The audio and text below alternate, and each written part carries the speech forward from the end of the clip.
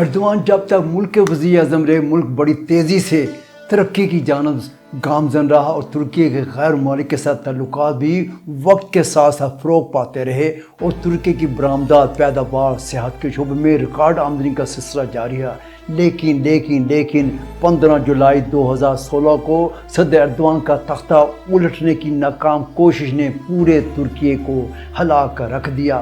15 جولائی کی رات ہی کو فوجیوں نے استنبول کے باسفورس پلوں اور انقرہ کے مختلف مقامات کو اپنے گھیرے میں لے لیا تھا، لیکن شام تک اسے سیکورٹی وجوہات کی وجہ سے ایسا کیے جانے کی تعویلیں پیش کی جاتی رہی، جس پر حکومت خاموش ہو گئی۔ لیکن جب فوجی جتھے نے آگے بڑھنا شروع کیا اور راستے میں آنے والی تمام رکاوٹوں کو کچلنا شروع کر دیا تو اس وقت حکومت کو ملک میں حکومت ہی کا تختہ الٹنے کی حقیقت سے آگاہی حاصل ہوئی۔ آج کے اس پروگرام میں ترکی میں 15 جولائی 2016 کی ناکام بغاوت کے تمام پہلوؤں پر تفصیلی روشنی ڈال دی جائے گی۔ ناظرین، اردو اور ہندی زبان میں پہلی بار ایردوان سے متعلق اس سلسلے پروگرام کو اگر آپ نے پسند کیا ہے تو ہماری حوصلہ افزائی کے لیے اور ایردوان سے اپنی محبت کے اظہار کے لیے بیل آئیکن کو کلک کرنے کے ساتھ ساتھ اسے سبسکرائب بھی کیجیے تاکہ آپ کو بلا تاخیر ہماری ویڈیوز ملتی رہیں۔ شکریہ۔ ترکی میں 15 جولائی 2016 کی ناکام فوجی بغاوت۔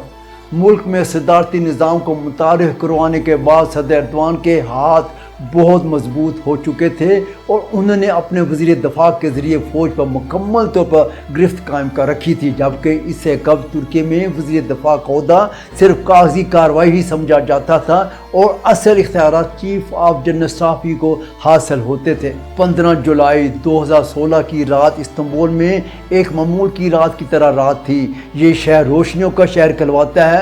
رات گیر تک بازار اور ہوٹلز کھلے رہتے ہیں اور سیاحوں کا تانتا بندہ رہتا ہے۔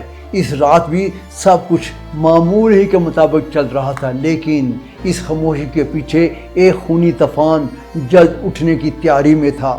دراصل 15 جولائی 2016 کی دوپہر 2 بجے کے قریب استنبول آرمی ایوییشن اسکول سے تعلق رکھنے والے ایک جونیئر فوجی افسر نے ترکی کی انٹیلیجنس سروس MIT کو ٹیلی فون کرتے ہوئے رات گئے کئی ایک ہیلی کاپٹروں کے پرواز کرنے اور چند مقامات کو نشانہ بنائے جانے سے آگاہ کیا۔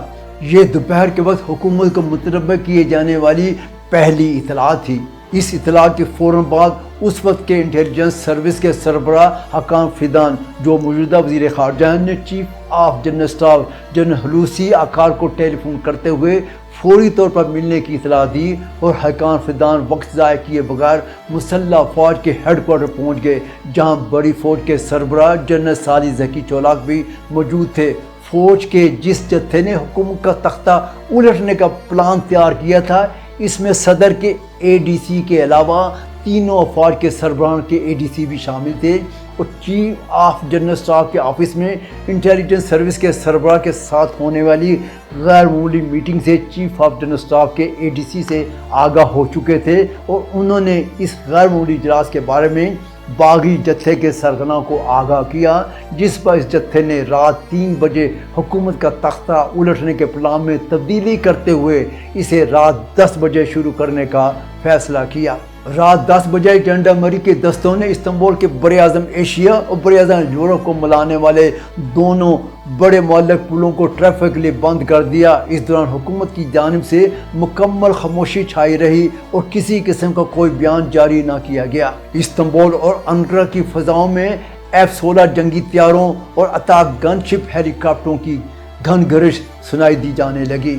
صدر ایردوان کو جب ان کی حکومت کا تختہ الٹنے اور انہیں قتل کیے جانے کی مصدقہ اطلاعات ملی تو بڑی کاوشوں کے بعد صدر ایردوان کا رات 11:23 پر CNN ترک سے فیس ٹائم کے ذریعے رابطہ قائم ہوا اور صدر ایردوان نے میڈیا کے اس رابطے کے ذریعے ہی عوام سے بغاوت کے خلاف اٹھ کھڑی ہونے کی اپیل کی، جس پر دیکھتے ہی دیکھتے ہزاروں کی تعداد میں شہری سڑکوں پر نکل آئے۔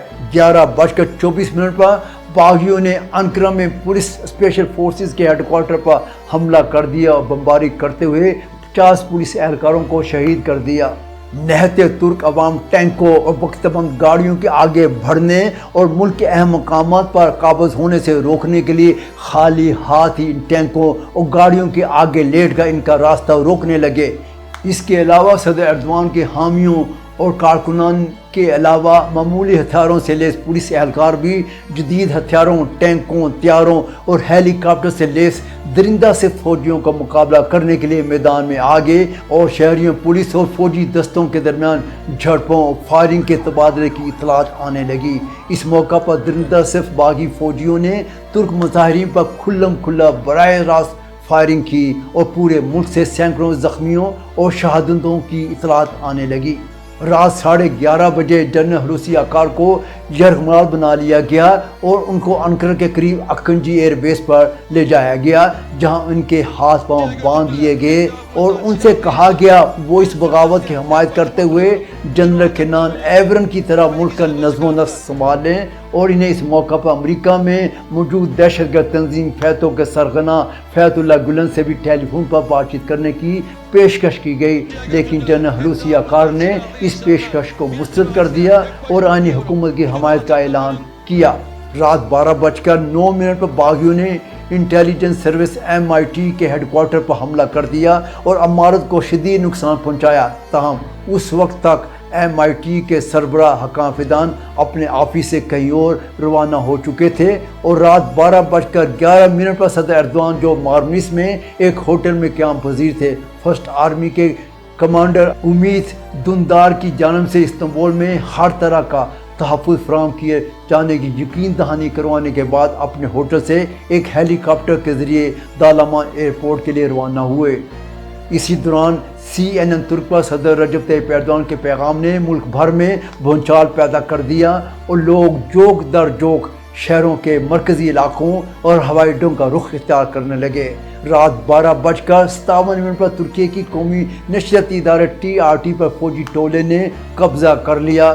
وہ فوری طور پر نیوز کاسٹر سے نئی فوجی حکومت کا اعلامیہ پڑھنے کو کہا گیا اور اس طرح اقتدار فوجی حکومت کے سنبھال لینے کی خبر نشر بھی کر دی گئی۔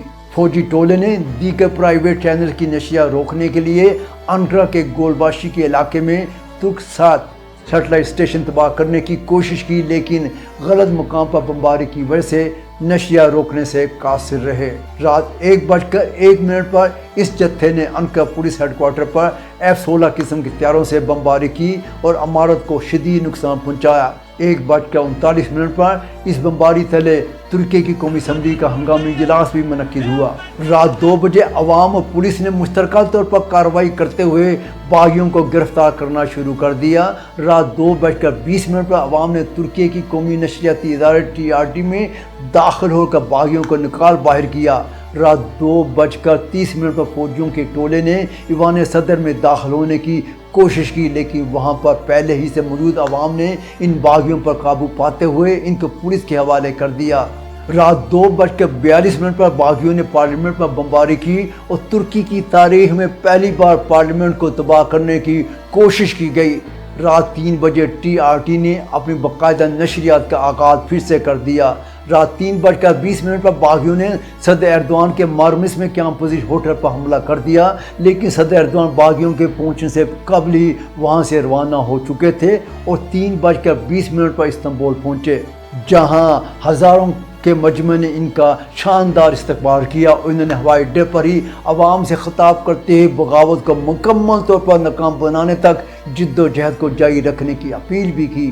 16 جولائی کی صبح سویرے 6:43 پر باغی فوجیوں نے ایوان صدر کے قریب بمباری کی، جس کے نتیجے میں 5 شہری ہلاک ہو گئے۔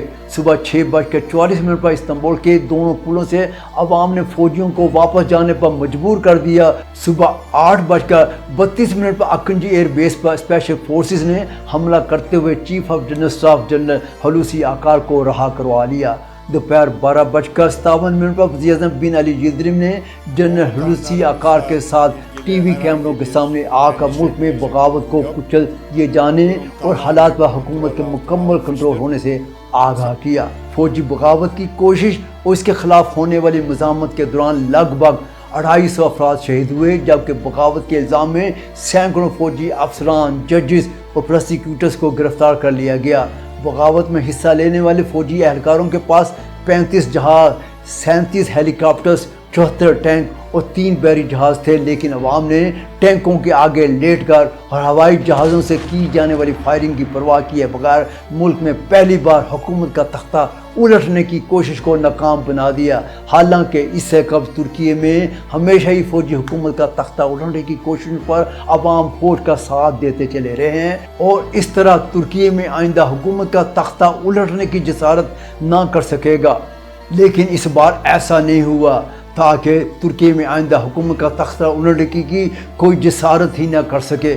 پورے ترکی میں بغاوت کچلنے کے بعد ترک عوام فتح یاب ہو چکے تھے۔ پورے ترکی میں جشن و خوشی کا سماں تھا۔ اگلی شام تک سب باغی فوجی اور ان کے افسر ترک حکومت کی حراست میں آ چکے تھے۔ ناظرین، یہ تھی ترکی میں 15 جولائی 2016 کی ناکام بغاوت کی روادات، جسے پہلی بار اردو اور ہندی میں TR اردو میں پیش کیا گیا ہے۔ آپ کو کیسی لگی ہے یہ روادات؟ اپنے کمنٹ سے ضرور آگاہ کیجیے۔